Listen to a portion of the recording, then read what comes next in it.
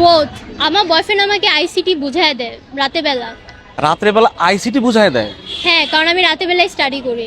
শুধু কি হচ্ছে আইসিটি বুঝায় নাকি আইসিটি বুঝায়, ও অনেক ভালো স্টুডেন্ট। উনি কিসে পড়ে?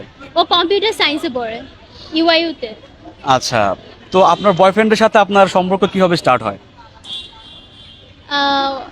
আমার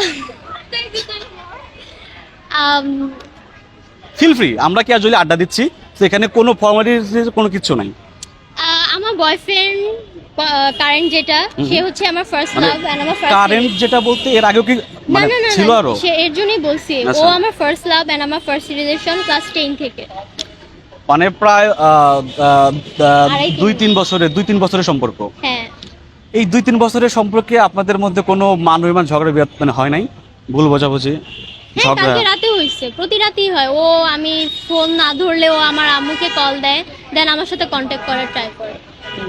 আপনার কি মনে হয় এই যে মানে চুটিয়ে মানে প্রেম করে জিপিএ 5 পাওয়া সম্ভব?